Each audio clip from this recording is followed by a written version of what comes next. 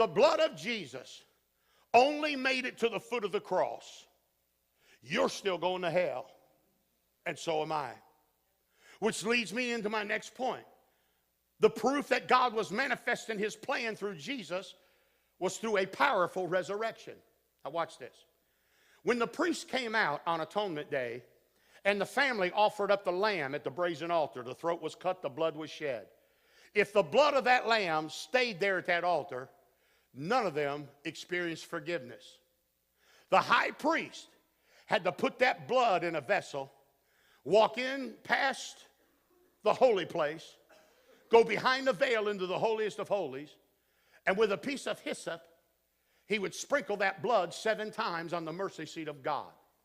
If that blood did not make it to the mercy seat, then nobody got forgiveness. When Jesus shed his blood on the cross, for 3 days and 3 nights, he laid lifeless and silent in a borrowed tomb. And on the 3rd day, in a powerful resurrection, he raised himself by his own power and walked out of the grave. The stone was not rolled away to let Jesus out. It was rolled away to let the disciples in. Jesus stepped through the walls of that cemetery and had the keys of death and hell. And Mary turned around and realized who it was. And she reached out to touch Jesus. And he said, touch me not, for I've not yet ascended unto the Father. You see, on the cross, he died as the lamb. But on resurrection, he got up as our great high priest. What was the journey that Jesus had to make where nobody could touch him?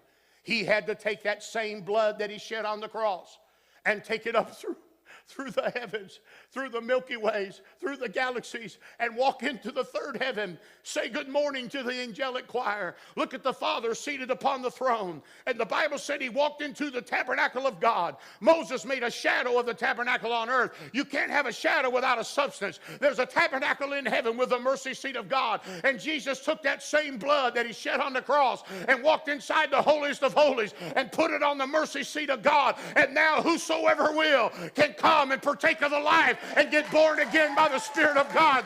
I'll prove to you the blood's in heaven. The Old Testament saints, when they died, the lamb was sacrificed to atone their sin, but it never washed it away. That's why when the Old Testament saints died, they had to go to paradise in the heart of the earth that was separated from hell by a great gulf, according to Luke chapter 16. The reason why they can't go directly to heaven, because they couldn't go any further than the blood that was shed for them. And the blood of bulls and goats never left this earth. So they couldn't either. They were restricted to a place called paradise in the heart of the earth. But when Jesus died on the cross, and he took his blood back to heaven 3 days later and put it on the mercy seat of God, when the New Testament saints that are born again, when they die, we don't go to paradise. We don't go to the heart of the earth. Here's what Paul said. To be absent from the body is to be present with the Lord. You know why we get to go directly to heaven? Because the blood's already been there, and we get to go as far